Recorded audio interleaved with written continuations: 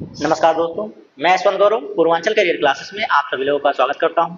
जैसा कि आप लोगों को पता है कि कल मैंने अपने वीडियो में कहा था कि ज़रूरत तो नहीं थी, लेकिन मुझे सबूत लेकर आना पड़ेगा।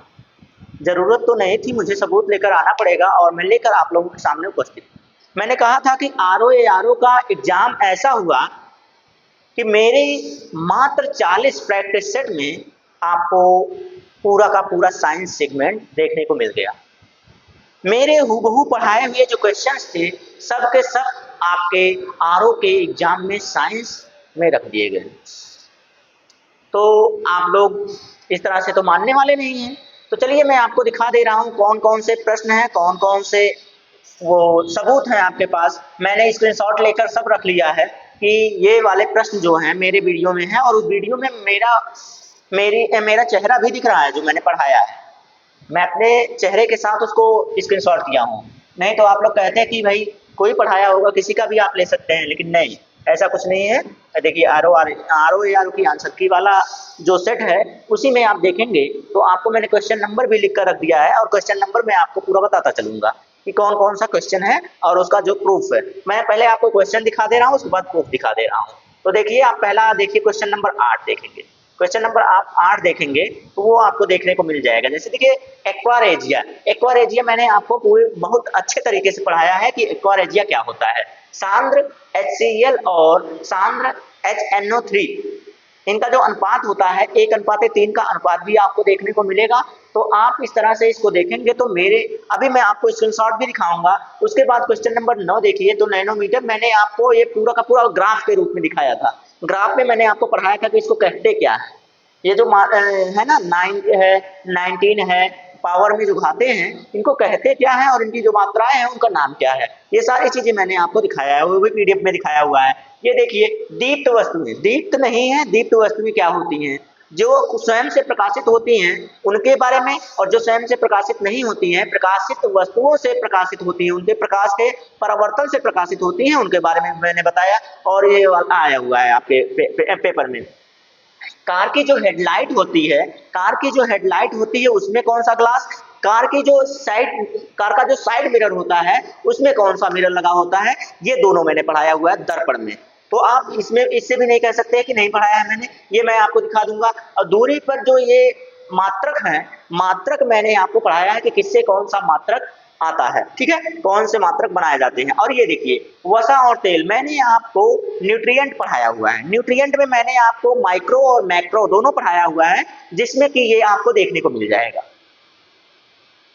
तो मैं यहाँ पे व्याख्या कर दे रहा हूँ और नंबर बता दे रहा हूँ कि क्वेश्चन नंबर 13 भी आप देखेंगे तो मिल जाएगा।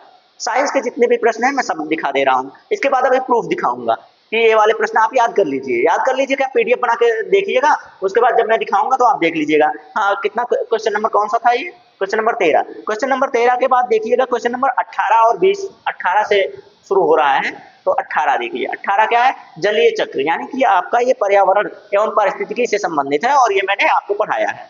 तो ये भी हो गया आपका। उसके बाद 20 वाला देखिए, ऊर्जा का 10% सिद्धांत, 10% का जो थियरी है वो किसने दिया था? तो लिंडमैन नामक वैज्ञानिक ने दिया था। टांसले भाई, वो तो एजी टांसले क्या दिए थे भाई आपके, पारिस्थितिकी के बारे में बताया था इन्होंने। अब ये सारी चीजें आप देखेंगे तो आपको मिलेगा देखने को। अब ये क्वेश्चन नंबर, हाँ 20, 21 ये देखिए, मैंने कहा था कि नहीं, मतलब दो क्वेश्चन या ऐसे हैं कि जो नहीं मिले हैं। तो ये वाला भाई मैंने नहीं इस तरह से नहीं पढ़ाया था, लेकिन थर्मल के रूप में पढ़ाया था, ठीक है। तो अब देख सकते हैं आप, मेरी व्याख्या भी जो है वो अलग होती है। तो 20 के बाद कौन से हैं? 37 के पास चलेंगे। 37 38 मैंने सब नोट किया हुआ है। 37 38 पर चलते हैं, ज्यादा समय आपका नहीं जाएगा, लेकिन मैं आपको जल्दी से बता के आगे चलता हूँ। 37 38, हाँ ये देखिए क्वेश्चन नंबर 37। ये वाला भी मैंने आपको प्रकाश संश्लेषण की क्रिया, जब श्वसन आप देखेंगे तो श्वसन के बारे में पढ़ा रहा था, तो उसके बाद प्रकाश संश्लेषण के बारे में पढ़ा रहा था, तो उसमें मैंने ये भी पढ़ाया हुआ है। अब आप आसानी से उसको वहां पर जाकर देख सकते हैं। तो अभी मैं आपको दिखा सकता हूँ। उसके बाद देखेंगे, हाँ ये वाला तो मैंने व्याख्या के रूप में बढ़िया से पढ़ाया था, लिखवा कर पूरी बढ़िया से व्याख्या किया था। तो अब बताइए, ऐसी ऐसी चीजें, इतनी आसान सी चीजें अगर पेपर में आपके फंस रही हैं तो मैं अब उसमें आपको क्या ही कहूँ कि जो शिक्षक हैं वो आकर डांस करते हैं आपके स्क्रीन पर। डांस करना, उछलना कूदना, ये सारी चीजें थोड़ी होती हैं यार। अब देखिए ये सारी बातें अगर करनी ही हैं तो फिर क्या मतलब है आपका? बच्चों का उछलना, बच्चों का डांस करना, बच्चों का पार्टी करना, ये अलग बातें होती हैं। वो अच्छी बातें होती हैं कि बच्चा सफल हो गया, उसको पेपर में अच्छा किया, उसने अच्छा गेन किया, तब अच्छी बातें होती हैं। ना कि शिक्षक खुद ही उछलना कूदना शुरू कर दे, नाचना डांस करना शुरू कर दे। डांस करना अच्छी बात है, लेकिन वहाँ पे अलग ही बात होती है। हाइड्रोनिक्स ये भी मैंने आपको, आप देखेंगे हाइड्रोपोनिक्स को तो आपको ये व्याख्या में मिलेगा देखने को। जब मैंने आपको एंजियोस्पर्म, जिम्नोस्पर्म ये सारी बातें पढ़ाया था, इकलर का जो 5 सिद्धांत था, 5 रूपों में जब बांटा था इन्हें 5 जगतों में, तो वहाँ पे आपको देखेंगे तो हाइड्रोपोनिक्स आपको देखने को मिल जाएगा। तो सारे सिद्धांत तो आपको देखने को मिल ही जा रहे हैं। बस 38 के बाद कौन सा था? 45 और 45 के बाद 88। 45 पर चलेंगे तो क्वेश्चन नंबर 45 ये देखिए, तपेदिक फेफड़ा, टाइफाइड आंत। तपेदिक जो होता है फेफड़े को ग्रसित करता है, टाइफाइड किसको करता है? आंत को करता है। ये पढ़ाया हुआ सेगमेंट है। चलिए आगे बढ़ते हैं। अब 88 पर चलेंगे भाई, यहाँ नजदीक में नहीं मिलेगा। 88 ये लीजिए, क्वेश्चन नंबर 88 आपके सामने आ रहा है। तो आप कहाँ से पढ़ेंगे, किस शिक्षक से पढ़ेंगे, ये सारे सबूत देखकर आपको खुद ही समझ में आ जाता है। मैं आपको ये नहीं कहता जबरदस्ती मेरे पास से ही पढ़िए, लेकिन आप ये सबूत देखकर समझ सकते हैं कि यार जब आरओ में 18 क्वेश्चन, 15 क्वेश्चन, 19 क्वेश्चन, मायने रखता है यार। साइंस का इतना क्वेश्चन आया और सबके सब फंस जाए, मायने रखते हैं ऐसे क्वेश्चन।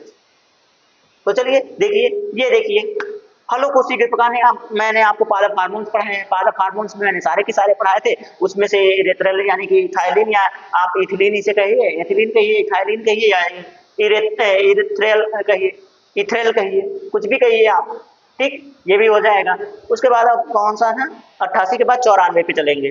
94 पे क्वेश्चन नंबर 94, 94 देखिए, छोटा मस्तिष्क, लघु मस्तिष्क किसे कहते हैं? ये तो प्रैक्टिस सेट में मिलेगा आपको, प्रैक्टिस सेट में सेरेबेलम मिलेगा। उसके बाद रक्त एक प्रकार का है, कौन सा होता है? रक्त मैं 3-4 दिन तक लगातार पढ़ाया था आप लोगों को प्रैक्टिस सेट में, उसमें मिल जाएगा। उसके बाद क्या है भाई? ये क्या है? उभयचर, उभयचर। और ये देखिए क्वेश्चन नंबर 96, ये भी मिल जाएगा आपको। उभयचर के बारे में बताया था, ये आक्सीकृत और अनाक्सीकृत दोनों का दोनों मिल जाएगा आपको। उसके बाद नाकनी सिंड्रोम क्या होता है?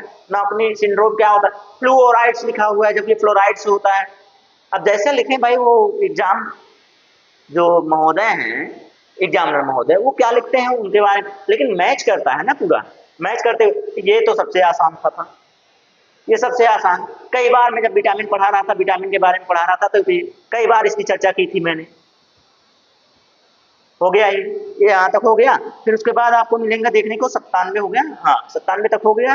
97 के बाद आप 103 और 138 देख लीजिए। 103 ये रहा। हाँ, पौधे पीले क्यों होते हैं भाई? उनका जो भोजन होता है नाइट्रोजन होता है, मुख्य रूप से नाइट्रोजन नहीं पाएंगे तो उनकी पत्तियां पीली पड़ने लगती हैं। बस बात खत्म। 100 कौन सा है भाई? 38 है लास्ट क्वेश्चन।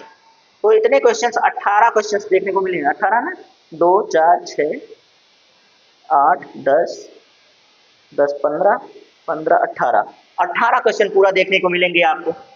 138, हाँ 38 है, हाँ 138 है। ये लीजिए क्वेश्चन नंबर 138 पर चलते हैं भाई। ये लीजिए, जैव उर्वरक। जैव उर्वरक जैविक, जब मैं आपको जीवाणुओं के बारे में पढ़ा रहा था तब वहाँ पे बताया था। जीवाणुओं के बारे में पढ़ाया, कवक के बारे में पढ़ाया, फंजाई के बारे में पढ़ाया, प्रोटोजोआ के बारे में पढ़ाया, वायरस के बारे में पढ़ाया, सारी चीजों के बारे में पढ़ाया। तो मैंने उसके बारे में भी पढ़ाया था वहाँ पे। तो अब इतने क्वेश्चन जितने मैंने आपको दिखाए, 18 क्वेश्चन, नंबर मैं आपको बता दूं, 8वां क्वेश्चन, 9वां क्वेश्चन, 10वां क्वेश्चन, 11वां, 12वां, 13वां, 13 क्वेश्चन के बाद 18वां क्वेश्चन, 20वां क्वेश्चन, 20वें क्वेश्चन के बाद 37, 38, 37, 38 के बाद आप 45 पर जाएंगे, 45 के बाद 88 पर, 88 के बाद 94 पे, 94 के बाद 96, 96, 97, 97 के बाद 98 पर भी, और 98 के बाद 103 और 138 क्वेश्चन नंबर इतने हैं। और इन क्वेश्चनों के बाद आप देखेंगे, अब मैं आपको ले चलूं सबूत पर, जो मेरे सबूत हैं, जो मेरे सबूत हैं, जो गवाह हैं, ये कहते हैं कि मैंने आपको ये सारी चीजें पढ़ाई हुई हैं, सारी चीजें मैंने आपको पढ़ाई हुई हैं। तो आइए दिखाता हूं मैं आपको। तो यहाँ देखेंगे आप, यहाँ से ही शुरू करता हूं मैं आपको। फल शीघ्र कैसे पकाया, कौन सा हार्मोन पकाता है, उसके बारे में चलते हैं और वहां से शुरू करते हैं। देखिए इथाइलिन की, या इथिलीन, इथिलीन या इथाइलिन या एथिलीन, जो भी आप कहिए। देखिए सबके बारे में लिखा है, कच्चा फल है, फलों को पकाने में सहायक होता है। इथ्रेल लिखा हुआ है इसे, इसे क्या लिखा हुआ है, इथ्रेल लिखा हुआ है। तो ये हो गया पहला। उसके बाद मैं आपको दूसरे की तरफ ले चलूं। देखिए जो आपको मिलान के रूप में दिया था, टार्टरिक अम्ल, एसिटिक अम्ल, लैक्टिक अम्ल और उसके बाद फार्मिक अम्ल या मेथनोइक अम्ल, चारों के चारों एक ही वीडियो में। देखिए मैं ही पढ़ा रहा था ना, मैं ही पढ़ा रहा था, मैं भी सामने हूँ। तो ऑक्जेलिक और मैलिक को बीच में से हटा दीजिए, बाकी किसमें कौन कौन पाया जाता है सब आपको देखने को मिल रहा है, सब देखने को आप आसानी से मिला सकते थे। फिर इसके बाद में आपको अगले पर ले चलो विटामिन पर। विटामिन देखिए यहाँ पर, हाँ, वसा में जल में घुलनशील विटामिन और वसा में घुलनशील विटामिन दोनों मैंने आपको दिखाया। तो ये देखिए जल में घुलनशील विटामिन बी और सी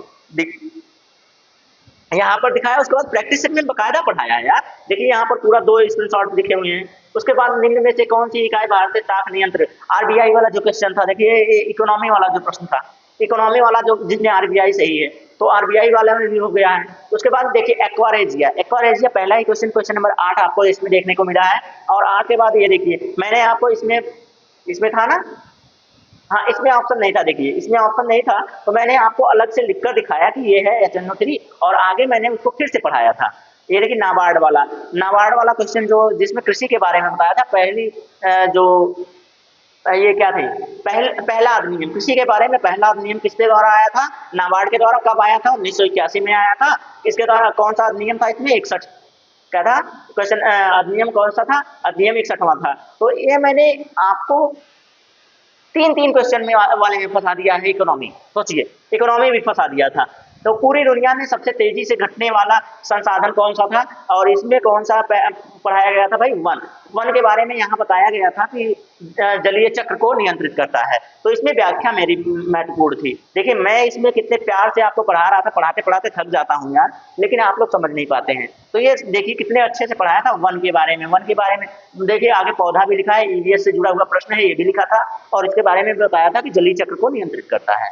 तो ये सारी चीजें आप मेरी व्याख्या को भी प्रदीप्त देखिए, प्रदीप्त और जो अप्रदीप्त होती हैं, प्रकाशित और अप्रकाशित कौन सी वस्तुएं होती हैं, मैंने सारी वस्तुओं के बारे में आपको व्याख्या किया था। देखिए यहाँ पे मैं बोल रहा हूँ, यहाँ पे दिखा रहा हूँ और इसके साथ साथ मैंने व्याख्या भी किया था। तो ऐसी चीजें आप बताइए कि आपको समझ में नहीं आया।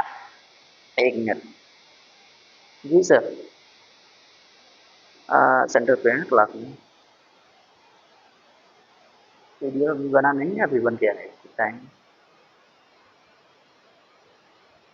जी। आप देखिए मैंने कितने अच्छे से, देखिए कितने अच्छे से पढ़ा रहा हूँ, लेकिन आप लोग नहीं समझ पाते हैं कि मैंने जो चीजें पढ़ाई हैं वो हूबहू आई है। देखिए मेरी व्याख्या देखिए यार, इन व्याख्या करते समय इन चीजों को बताया और उसके बाद मैंने अच्छे से आपको समझाया था कि उसका उदाहरण क्या था, उदाहरण भी मैंने आपको बताया था। और उसके बाद देखिए ये क्या चीज पढ़ा, दर्पण में जो आपको ना कार की हेडलाइट में कौन सा दर्पण होता है, मैंने यहाँ पढ़ाने के बाद आपको वहाँ पे उदाहरण दिया, उदाहरण मैंने आपको व्याख्या किया था। मैंने कहा था ना कि जब मैं पढ़ाऊं जो बोलूं उसे भी नोट कर लिया कीजिए, नोट नहीं करेंगे तो आपको प्रश्न कहीं ना कहीं प्रश्न मिल जाएगा, आप फंस जाएंगे। तो यहाँ पर मैंने वो पढ़ाया था। देखिए किसी दर्पण के प्रतिबिंब के बारे में सारी चीजें बता रहा था, तो वहीं पे ये भी बताया था। अब देखिए यहाँ पे आप जो नैनो और ये देखे थे, ये देखिए 10 के घाते 9, यहाँ पे देखिए गीगा और ये सब सारी चीजें लिखी हुई कि नहीं, माइक्रो नैनो, देखिए नैनो लिखा हुआ है ना, 10 के घाते -9, देखिए लिखा हुआ है कि नहीं लिखा हुआ है ना, 10 के घाते 9 होना चाहिए, या इनमें से कोई नहीं होना चाहिए, था ना वहां पे।